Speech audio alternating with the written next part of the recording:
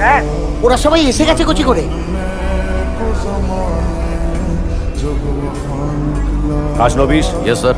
15 মিনিটের মধ্যে এই স্টেশন আমার খালি চাই। 15 মিনিটের মধ্যে? এত তাড়াতাড়ি স্যার? একটা স্টেশন খালি করতে হবে। প্রবলেমটা কোথায়? না না, মানে এত প্যাসেঞ্জার। অল্টারনেটিভ ব্যবস্থা করো। যাদের তাড়া আছে তাদের ফ্লাইটে পাঠাও, যেখানে ফ্লাইট নেই সেখানে গাড়ি দাও। দরকার হলে রেলওয়ে মিনিস্ট্রিতে ফোন করো, স্টেশন মাস্টারকে বোঝাও, টাকা দাও। ঠিক সময় যদি কাজে না আসে তাহলে এতগুলো টাকা দিয়ে কি হবে আমার? খাসনবিশ, এই মিটিংটা আমার কাছে ভীষণ ইম্পর্টেন্ট।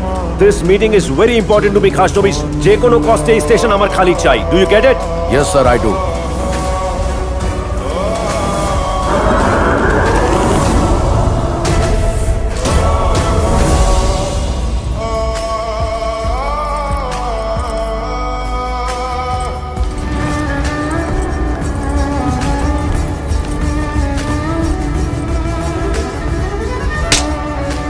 বেঈমান, আমার খেয়ে আমার পরে আমাকেই পেছন থেকে ছুরি মারছিস। ভিক্ষে চাইতে চাইতে তোর হাত আজ এত বড় হয়েছে যে আমারই ফ্যামিলির মেয়ের দিকে হাত বাড়াচ্ছিস। আর তুই, তোকে ছোটবেলা থেকে আদর দিয়ে যত্ন দিয়ে বড় করবার এই পরিণাম একটা ড্রাইভারের সাথে তুই পালিয়ে যাচ্ছিস। এই, ওর হাতটা ছাড়, ওর হাতটা ছাড়, ওর হাতটা ছাড়, ছাড়। ভালো করে দেখুন স্যার, হাতটা আমি ধরিনি।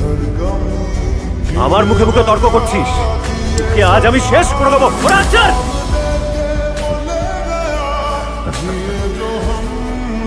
বাহ, আজ আপনি জানতে চাইছেন যে আপনার পরিবারের মেয়ে একজন ড্রাইভারের সঙ্গে কি করে বিয়ে করতে যাচ্ছে।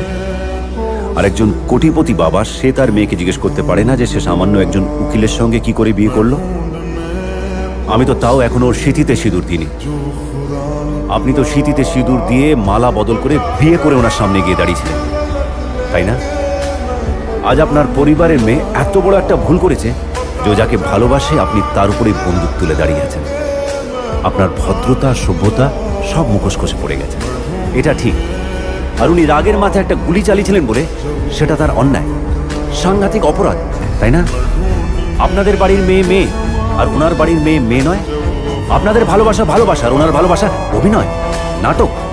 আপনি আপনাদের মেয়েকে কোলে পিঠে করে মানুষ করেছেন, আর উনি সারা জীবন শুধু অহংকার নিয়েই ছিলেন। কে তুই?